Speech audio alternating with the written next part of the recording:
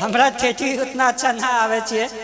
Mummy के मैं 1 महीना पहले बोलिए कि अहाँ सारा चीज हमरा दिल के, बट लेकिन हमरा अपना मातृभाषा नहीं सीखल के। तो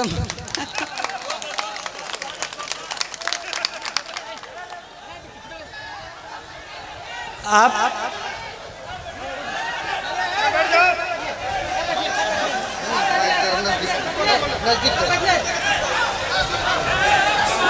ठेठी मैथिली का एक बोली है। आप अपने बच्चों को सारा लैंग्वेज सिखाइए, आप ठेठी भी सिखाइए, हिंदी भी सिखाइए और इंग्लिश भी सिखाइए। आप लोगों को लगता होगा कि मैं ऐसे ही बोल रहा हूँ,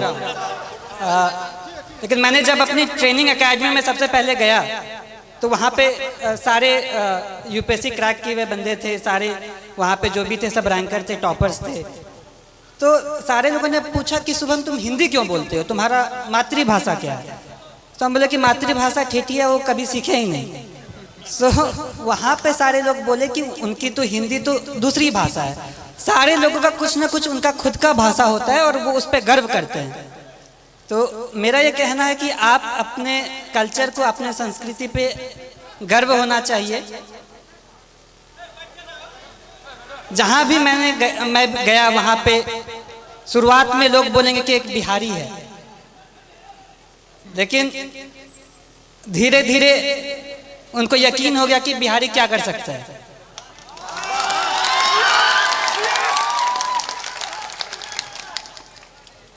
वो बोला कि बिहारी ऐसे बोलता है, मतलब गुजराती भी तो अपना अलग भाषा बोलता है। कभी साउथ वाले लोगों को देखा कैसे हिंदी बोलते हैं। मेरा ये कहना है कि अपने पे आपको कॉन्फिडेंस होना चाहिए, आत्मविश्वास होना चाहिए, अपने पे गर्व होना चाहिए। जब आप अपने को जान पाएंगे तो ही आप अच्छे से अपने लाइफ में कुछ कर सकते हैं, क्योंकि फिर आप अपना 100% देंगे। मैं जो भी हूँ वो मैं अपने परिवार वालों की वजह से हूँ। मेरे परिवार में पापा मम्मी, चाचा चाची, दीदी, भाई बहन, सबका महत्व है। मैं कहीं पे भी गया, हर दिन मम्मी पापा से, हर दिन अपने परिवार वालों से बात किया। तो ये कहने के लिए एक छोटा सा बात है, लेकिन जब आप अपने लोगों के पास रहते हो और उनका फुल सपोर्ट आप पे होता है, तो मुझे ये लगा कि अगर मैं एग्ज़ाम नहीं भी क्वालिफाई कर पाऊँ, फिर भी मेरे परिवार मेरा हमेशा साथ देगा। कभी भी ऐसे पापा नहीं बोले कि ये एग्ज़ाम नहीं क्वालिफाई करोगे तो क्या होगा, वैसा कुछ नहीं। तो ये बहुत बड़ा रोल प्ले किया मेरे सक्सेस में। एग्ज़ाम के हर घड़ी में, हर स्टेज पे मैं ये बोला कि पापा इतना मुश्किल है, मुझसे नहीं हो पाएगा। लेकिन पापा कहते थे कि नहीं, तुम कर सकते हो, तुमको जितना विश्वास तुम पे है उससे ज़्यादा मुझ पे तुम पे है। तो ये सपोर्ट जो है वो बहुत यूनिक रहा, वो बहुत अलग किस्म का सपोर्ट रहा। और दूसरी बात जो पापा कह रहे थे कि चाचा भी कह रहे थे कि घर का माहौल अच्छा होना चाहिए। तो अभी तक मैं एक इंसिडेंस मैंने नहीं बताया है कि मुझे असल में मोटिवेशन कहाँ से मिला। एक बार ऐसा हुआ कि पापा को याद भी नहीं होगा, बालदेव दादा मेरे घर पे आते हैं। वो अपनी बेटी की शादी के लिए कुछ 3000 रुपये पापा से उधार पे लिए होंगे, और उनकी बेटी की शादी पापा यहाँ मंदिर में कराए थे।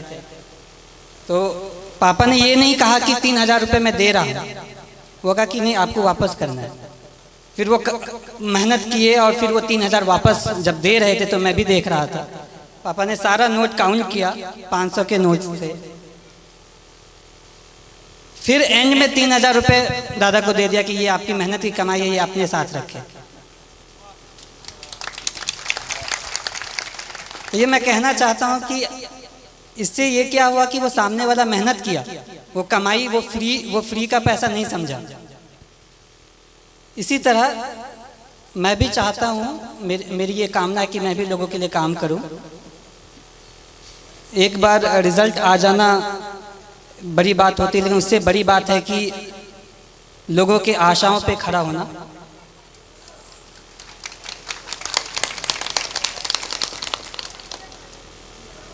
मैं भगवान से प्रार्थना करता हूँ कि मुझे इतनी शक्ति दे कि मैं हर लोगों की आशाओं पे खरा उतरूँ।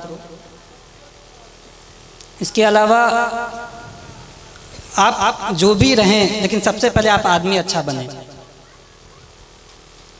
लोगों ने कहा कि तुम्हारा लक बहुत अच्छा है, एग्ज़ाम क्वालिफाई हो जाता है, अच्छे कर लेते हो, लेकिन मैं ये कहना चाहता हूँ कि आपका लक तभी साथ देगा जब आप खुद के लिए आप सही हो, आप दूसरों के लिए सही हो। आप दूसरों की मदद करें, आप पे भगवान मदद करेगा।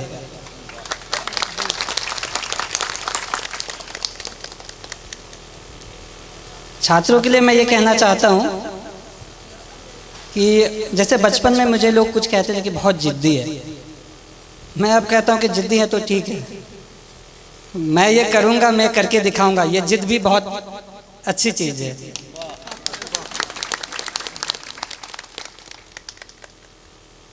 जिंदगी में उतार चढ़ाव हर किसी के ज़िंदगी में होता है, मेरे भी ज़िंदगी में रहा। जब विद्या विहार में क्लास 6 में गया तो 110 लोगों में मेरा स्थान जो होता था वो 40-50 के आसपास होता था, लेकिन पापा मुझे कभी फोर्स नहीं किया कि तुमको पहला स्थान ही लाना है।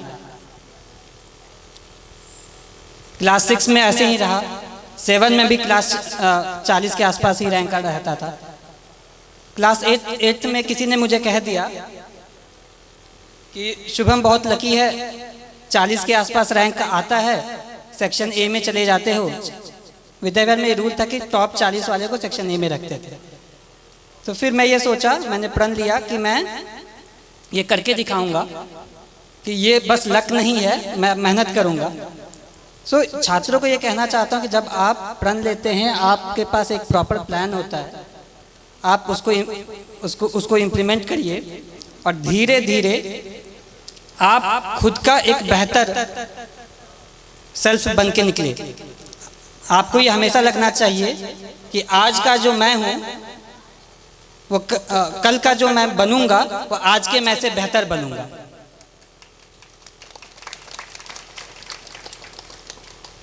जिंदगी बहुत चीज़ सिखाती है, संघर्ष बहुत चीज़ सिखाता है, और लाइफ के हर फेज में हमारी कोशिश ये रहती है कि मैं अपना एक बेटर सेल्फ बनूं, मैं इससे भी और अच्छा बनूं, और मेरा भी यही रहेगा।